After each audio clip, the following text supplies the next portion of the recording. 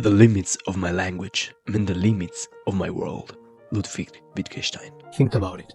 What is that actually changes your life? You might say your actions. And this is totally true. But what produces your actions? Your desires. But what are your desires? Ultimately, they are simply thoughts. Your mind has thousands of conscious thoughts and millions of unconscious thoughts every single day. And the way in which we think is directly linked to our language. Thoughts and language are inseparable. You can think in a fully expressed way without words, and consequently, your language patterns are a reflection of your character, worldview, and even mental health. Later on, we will explore some common speech patterns that reveal different worldviews. But this goes far beyond that. The thoughts, dreams I can have are directly limited by the complexity of my language. Naming objects, feelings, sensations, and experiences is ultimately the highest form of power over reality a man has.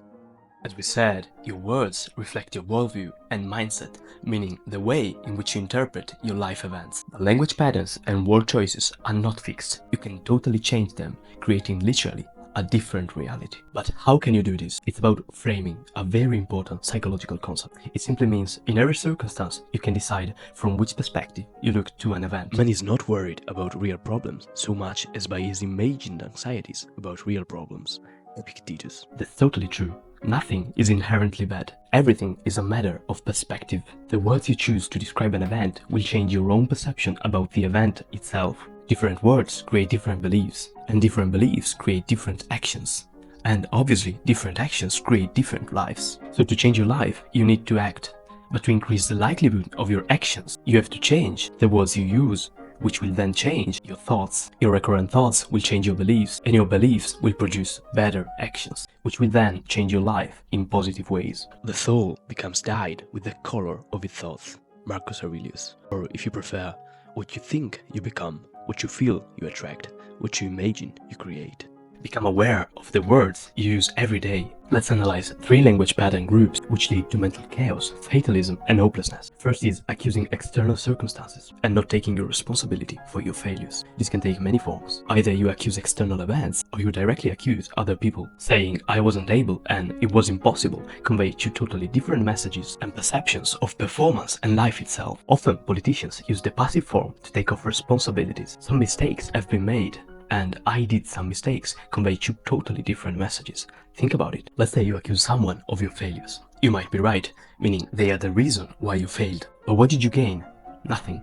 Instead, if you take full ownership and responsibility for everything that happens in your life, you constantly improve, because if you are the reason of your failure, you can do better and improve something. So it's not a matter of being right, it's a matter of improving. And taking full responsibility is the way to go. The next common speech pattern is complaining language patterns. Every form of complaint is already a loss in itself. Why would you add pain to the pain? Complaining literally means I haven't had enough pain, let's add more pain. As we said earlier, you always have the opportunity to choose how you frame your events. There's always a solution, and even if there isn't a solution that will eliminate the problem, there's always another way, a different perspective to face the problem itself. The problem won't disappear, but you will face it in a much more calm and efficient way. People who blame external circumstances are not only unhappy themselves, they also let down others. If you notice someone only uses hopeless language patterns and always seems desperate for everything that happens, probably hasn't a healthy mental state, so be mindful in not being conditioned. And the last language pattern is speaking indirectly with a lack of clarity. Speaking clearly requires having clear intentions. The more precise your requests are, the more you will achieve in life. If you want something but you are not clear about it, you will not achieve it and you will suffer internally. Mental entropy, meaning mental chaos, arises when you lack clarity in your intentions.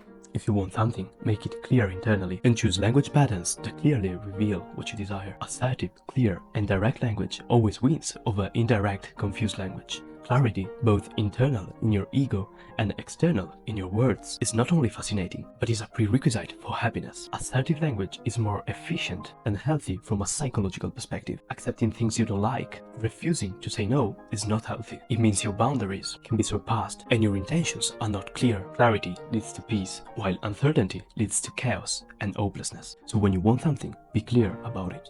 I hope this video was useful. I'll also make another video explaining 50 language patterns that destroy your self-image. Thank you for watching, and as usual, I'll see you in the next one.